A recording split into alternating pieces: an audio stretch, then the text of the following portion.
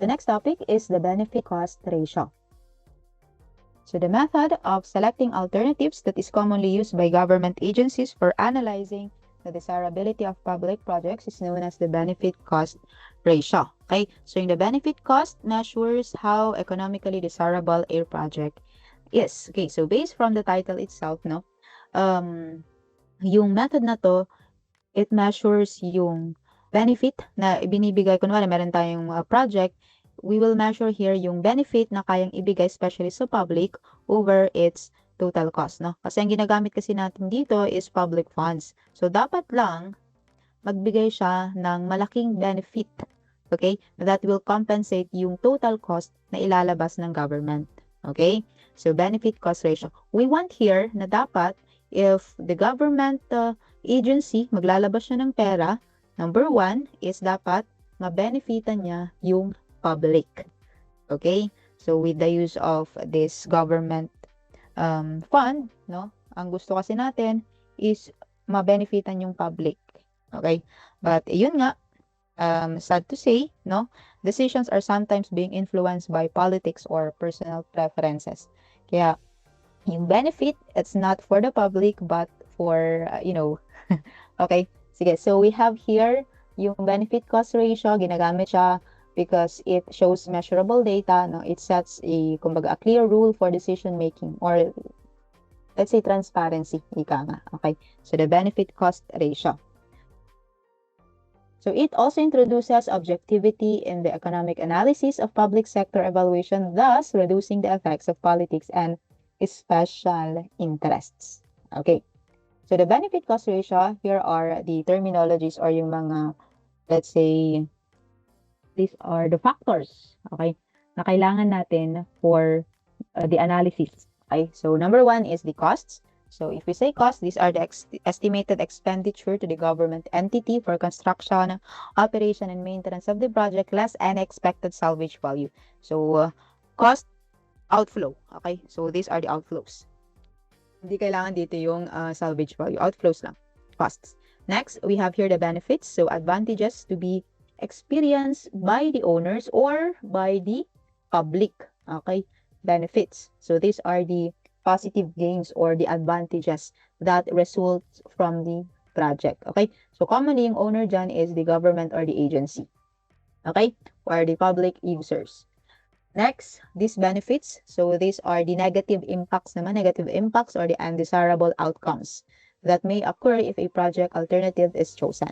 So these benefits may be indirect economic disadvantages of the alternative. Okay, some examples of these benefits, for example, construction ng road, of course, longer travel time. Okay, mas tumatagal mas because of heavy traffic, no? Or let's say, for example, pollution, noise pollution during construction, yan yung mga disbenefits or yung mga inconveniences caused by the project. Okay, and then pag sinabi natin benefits, yan, increased, kumbaga, may project tayo and it reduced the travel time, okay, especially if it is na-implement na, better services or the environmental improvements. Okay? So, cost, benefits, and disbenefits. But in the benefit cost ratio, lahat po to is in terms of, kumbaga, in terms of money. Okay? In terms of money.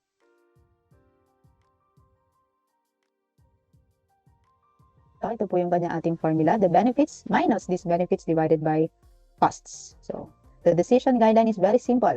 If the benefit cost ratio is greater than 1.0, we accept the project, or we can say that is economically justifiable. Okay?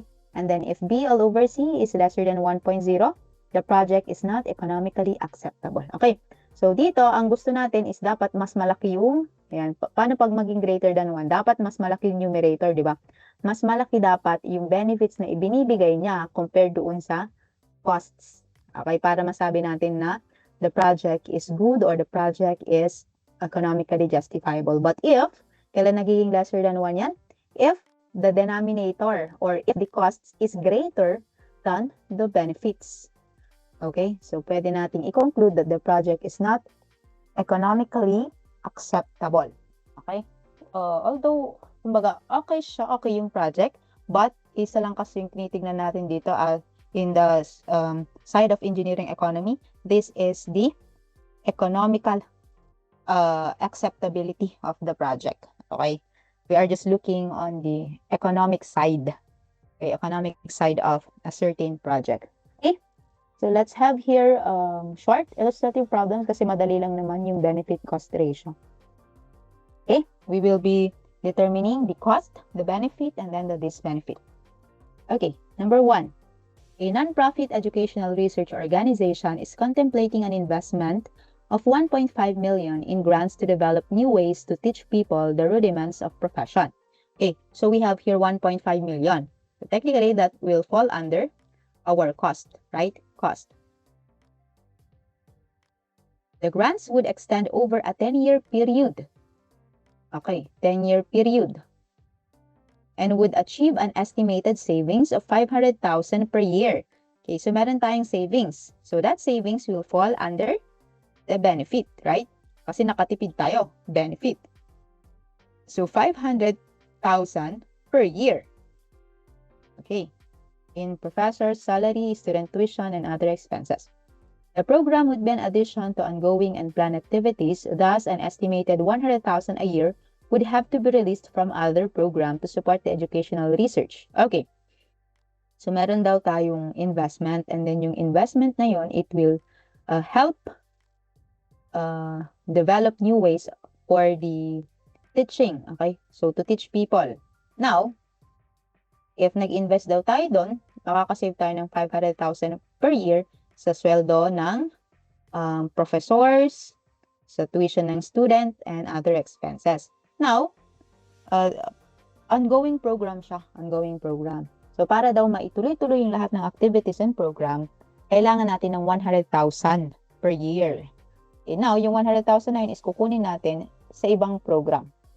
Okay? Kukunin natin sa ibang program. So, technically speaking, it will fall under this benefit. Right? This benefit. Okay. Kasi kukunin natin sa iba sa ibang program. So, 100,000 per year. So, considered siya as a disadvantage. Okay? So, we will be getting fund from other programs. Now, the rate of return is 15%. I mean, the expected rate of return is 15%. So, the question here is this a good program? Okay, so mako-conclude lang natin na good or undesirable yung program if the ratio is greater than or equal to 1.0. Okay? Sige. We can use 3 methods here. So, kasi sabi dito sa definition or sa introduction. Yan. The analysis can use equivalency computation based on present worth, annual worth, or future worth. So, kahit saan dito, pwede natin gamitin. Wala namang binanggit yung problem. Siguro, i-apply na lang natin mamaya sa ibang problem. Yung lahat ng method. But for this problem, siguro I can use annual worth, no? Annual worth ang pinakamadali dito kasi I will just be converting yung 1.5 million into annuity. Di ba? Kunwari, ganito yung magiging cash flow diagram. 1.5 yan. Tapos may benefit na 500,000 per year. Tapos this benefit of 100,000.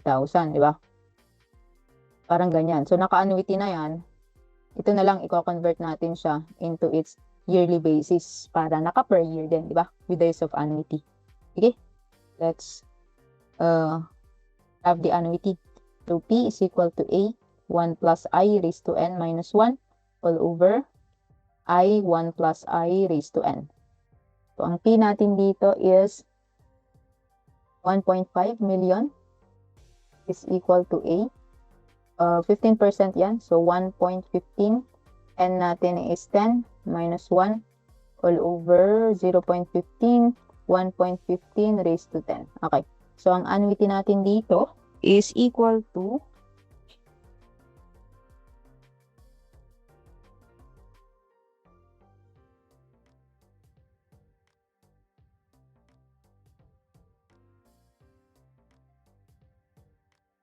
so we have 298,878, 298, 298,878.09.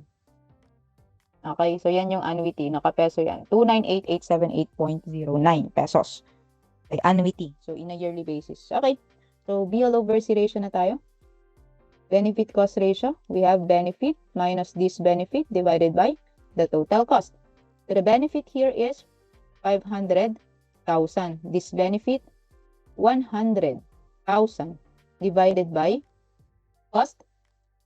Again, naka per year. So, 298,878.09. Okay? So, we have here 500,000 minus 100,000. Okay. So, we have 1.338. So, the benefit cost ratio is 1.338 and it is greater than 1.0. Therefore, the program is good. Okay? Or economically justifiable. The program is good. So, ganyan lang. Diba? Ganyan lang. Next. Next na. Number 2. An investment of 100,000 pesos is expected to yield a regular annual net income of 25,000 for 10 years. Determine the benefit cost ratio if money is worth 10% per annum. Okay, again, hindi niya binanggit dito kung ano yung gagamitin natin na method. Sige, pwede naman natin gamitin, tapos natin yung annual worth. Present worth naman. Sige, try natin present worth. Meron daw tayong investment, so meron tayong cost na 100,000, no? Here, a regular annual net income. Yung income is considered as benefit, right? Benefit of 25,000 per year sa loob ng 10 taon. Ay. So, determine the benefit cost ratio if money is worth 10% per annum. Okay. So, pag present worth yung ginamit natin, i-convert mo lang yung 100,000 into, convert mo lang siya into annuity. Yan. Convert mo siya into annuity. So, annuity. Okay. Kasi yung benefit niya is 25,000 naman per year. Naka per year na. Ay, wait lang. Hindi pala. Present worth pala yung gagamitin natin.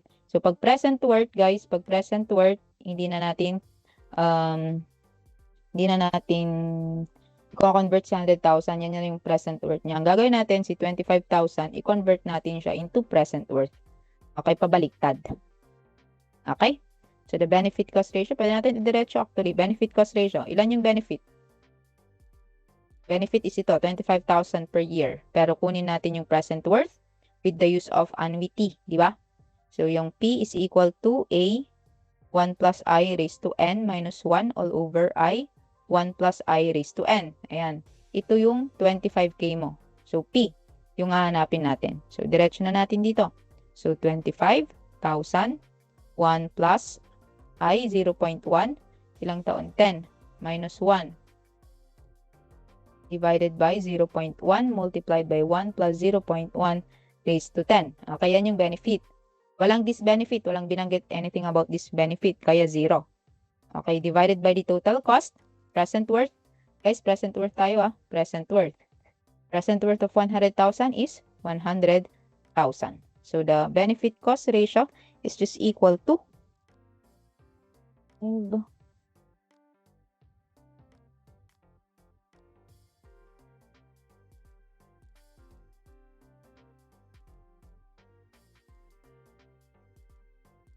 So, it is equal to 1.536. 1.536. And it is greater than 1.0.